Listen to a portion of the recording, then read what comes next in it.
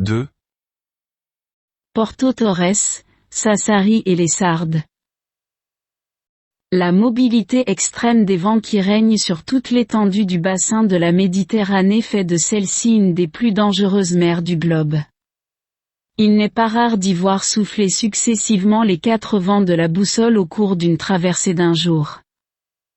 Par un calme relatif, nous avions franchi les passes périlleuses de Bonifacio et nous allions longer la côte sarde, quand à la sortie des Bouches, l'Italia, assaillie par un puissant maestral ou vent du nord-ouest, se mit à exécuter une danse folle. Peu chargée de marchandises, elle offrait d'autant plus de prise aux vagues, qui, dans leurs ébats, se la renvoyaient comme une coquille de noix.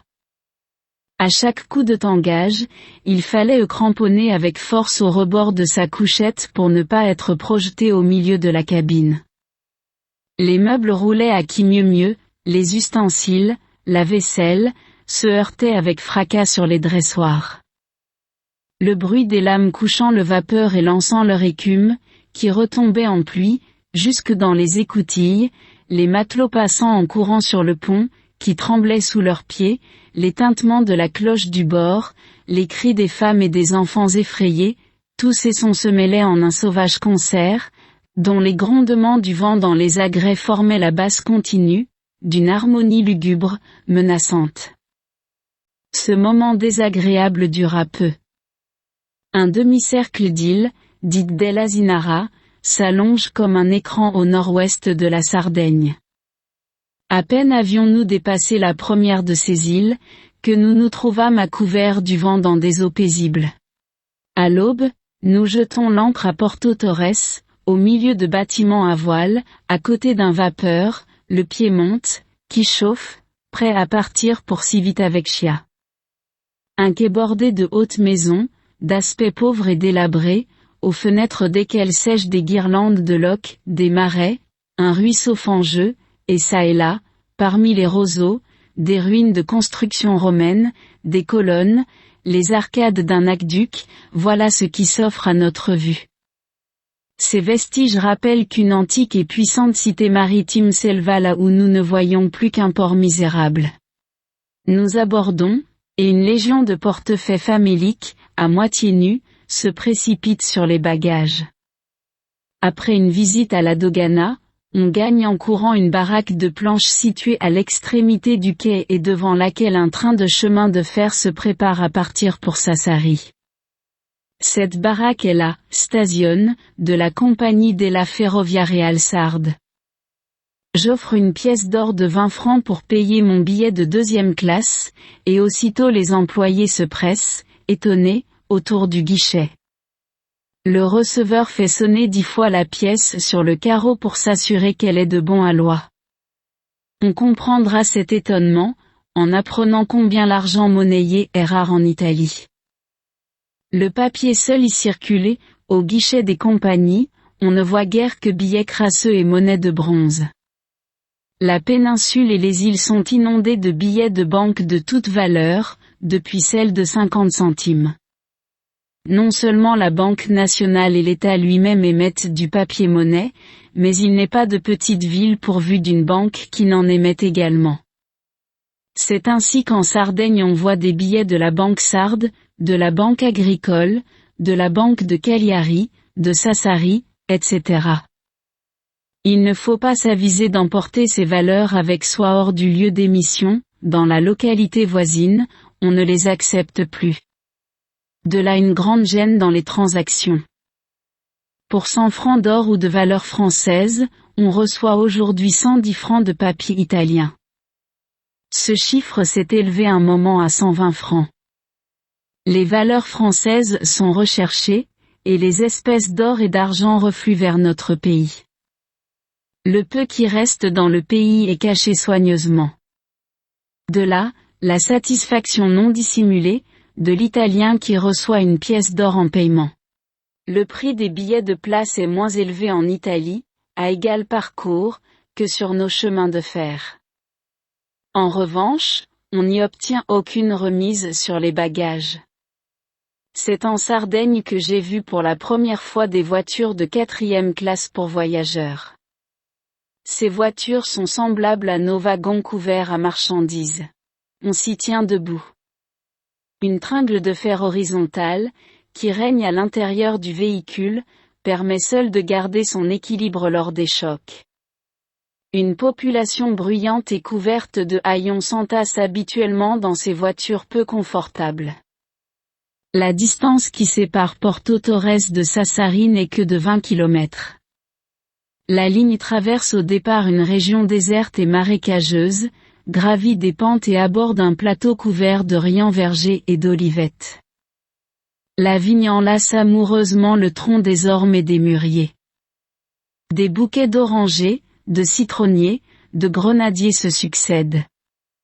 D'innombrables oliviers penchent vers le sud leur feuillage grisâtre, que le maestral courbe et secoue avec fureur. Bientôt apparaissent les murailles ruinées et les faubourgs poudreux de Sassari. La descente du train s'effectue au milieu d'une cohue de mendiants qui envahissent les voies et se pressent autour de nous en poussant des cris lamentables. Pas un seul omnibus. Suivi d'un facchino portant ma valise, je traverse le champ de foire qui sépare la gare de la ville et dont le vent soulève la poussière en longs tourbillons. Nous gagnons le Corso Vittorio Emanuele, principale rue de Sassari, bordée de 2 rangs de hautes maisons ornées de magasins.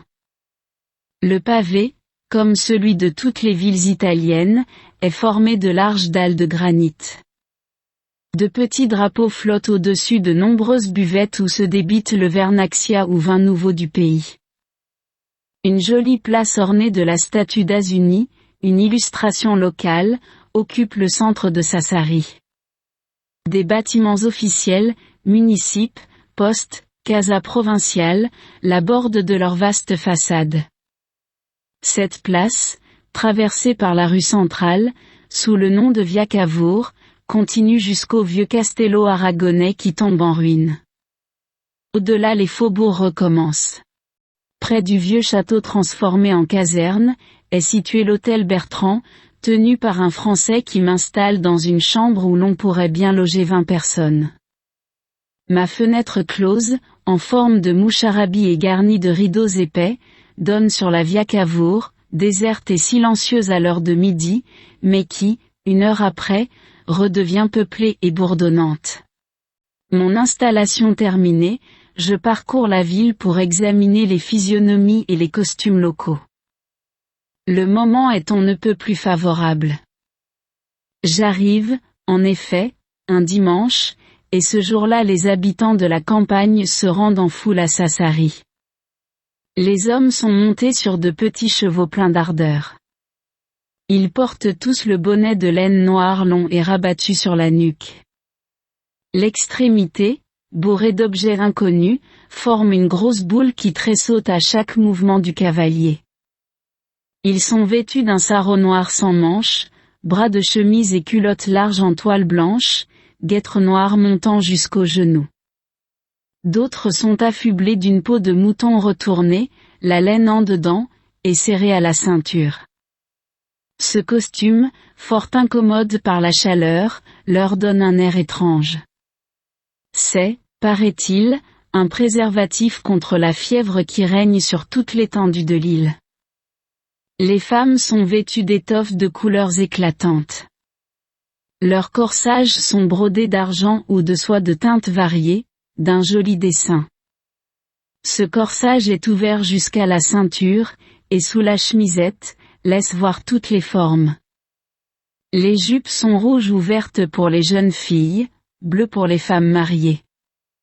Un capulet attaché au sommet de la tête et retombant sur les épaules, la plupart du temps noir ou bleu, à raies jaunes, complète le costume qui souvent est d'un grand prix et que l'on ne porte que les dimanches ou les jours de fête.